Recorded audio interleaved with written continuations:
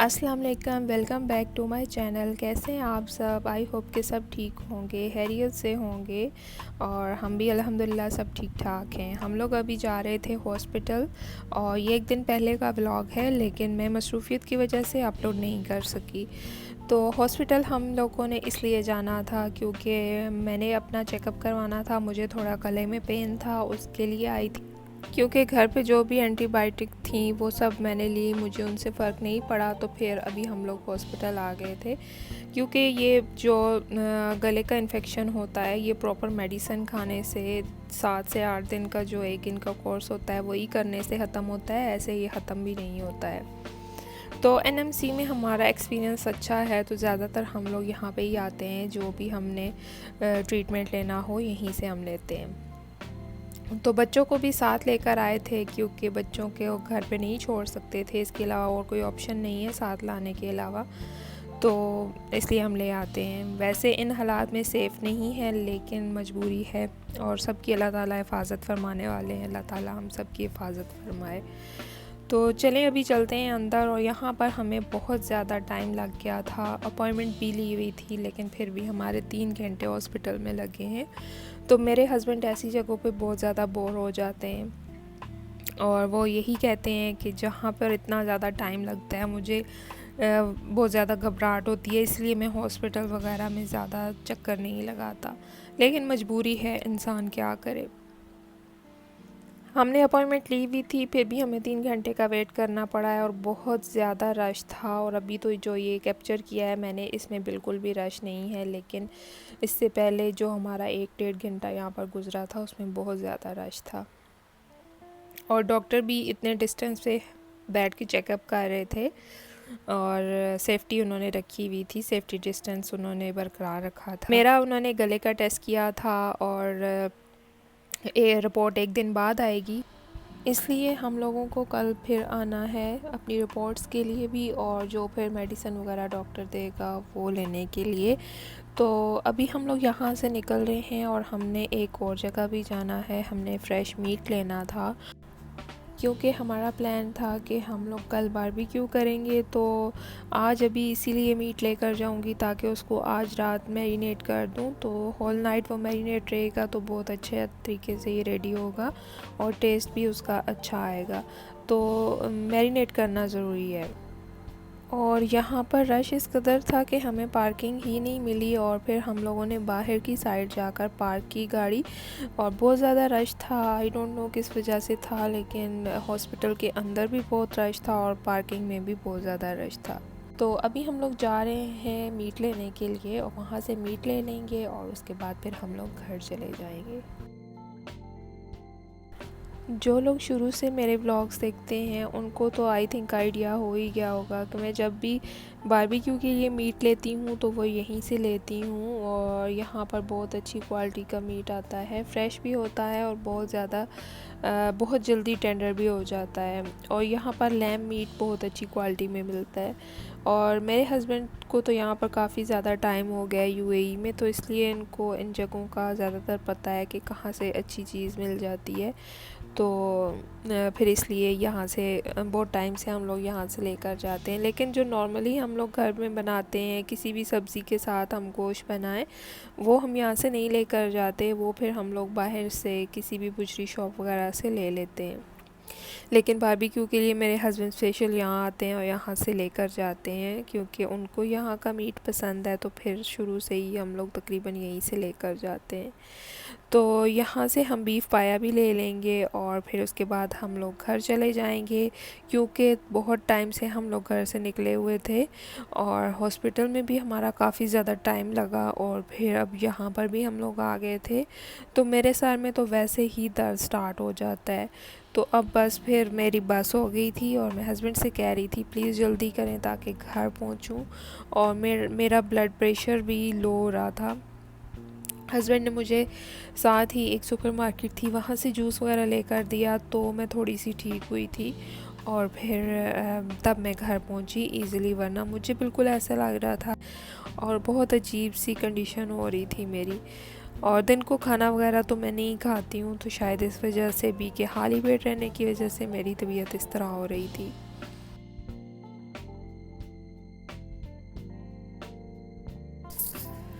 और यहाँ पर मुझे अपनी आवाज़ बहुत ज़्यादा अजीब लग रही है, क्योंकि मैंने आपको बताया है कि मेरे जो गले में इन्फेक्शन है, इसकी वजह से मेरी आवाज़ बहुत ज़्यादा चेंज है।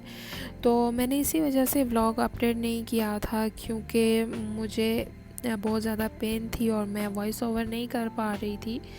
तो इस वजह से फिर मेरा जो व्लॉग है वो डिले हो गया था। लेकिन अभी भी मेरी आवाज़ से आप सबको आइडिया हो ही गया होगा, तो आप जो है वो इग्नोर कीजिएगा। ऐसा कभी कभी हो जाता है, सबके साथ ही हो जाता है।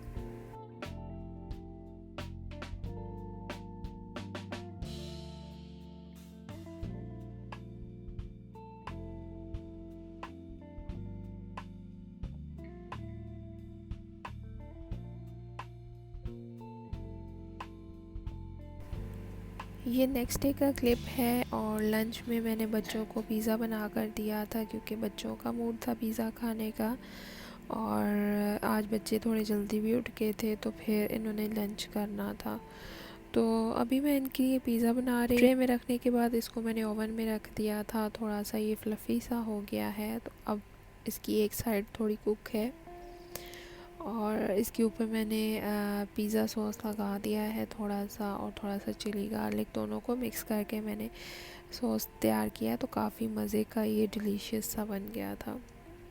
और मैंने एक दिन पहले सीख कबाब बनाए थे, वो बच गए थे, तो उसी को मैंने यूज़ कर लिया है। मैंने इसके लिए कोई स्पेशल चिकन वगैरह तैयार नहीं किया। जो सीख कबाब थे उनको ही मैंने छोटे छोटे पीसेस में करके, तो इस तरीके से मैंने टॉपिंग है वो मैंने रेडी कर ली है।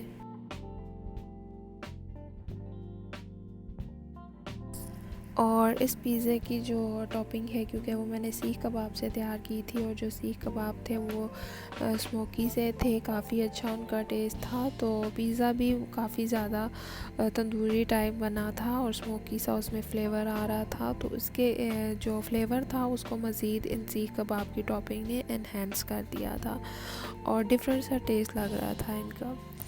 और अभी मैंने सारी इसके ऊपर जो भी मैंने टॉपिंग करनी है अपनी मर्ज़ी से वो मैं कर दूँगी। और वैसे तो मैं जो पिज़्ज़ा रेडी करती हूँ घर पे, उसमें काफ़ी ज़्यादा टॉपिंग में करती हूँ, लेकिन आज मैंने इतनी ज़्यादा नहीं की, नॉर्मल सी की है। और क्योंकि मेरे बच्चे फिर बार बार ऊपर से चीज़ें उतार उतार के साइड पर रख रहे होते हैं, तो बस चिकन वगैरह या मीट जो भी होता है फिर वो पिज़्ज़े के साथ वो खा लेते हैं। अब मेरा जो बेटा है इब्राहिम, वो ब्लैक ऑलिव्स भी पसंद नहीं करता, लेकिन फिर भी मैं ये लगाती हूँ, क्योंकि सिर्फ उसको पसंद नहीं है लेकिन बाकी सब खा लेते हैं। तो फिर वो जब खाता है तो ये ब्लैक ऑलिव्स ऊपर से रिमूव करके तब वो खाता है। और पिज़्ज़ा मेरे तीनों बच्चों को ही काफ़ी ज़्यादा पसंद है, इवन कि मुझे भी पसंद है, लेकिन मैं अब ज़्यादा नहीं खाती, जस्ट एक पीस ही खाती हूँ छोटा सा। और बस अपने दिल को काबू में अब मैंने रखना सीख लिया है।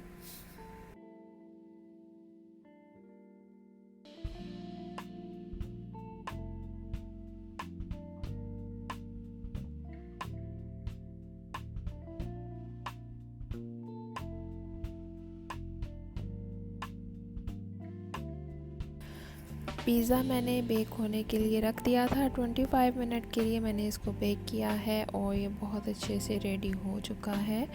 और अभी टाइम है इसको सर्व करने का। बच्चे बहुत टाइम से वेट कर रहे हैं, और अब तो उनसे बिल्कुल भी सब्र नहीं हो रहा। तो पिज़्ज़ा रेडी हो चुका है, और मैं बच्चों को सर्व कर दूँगी ताकि वो एंजॉय कर सकें इसको।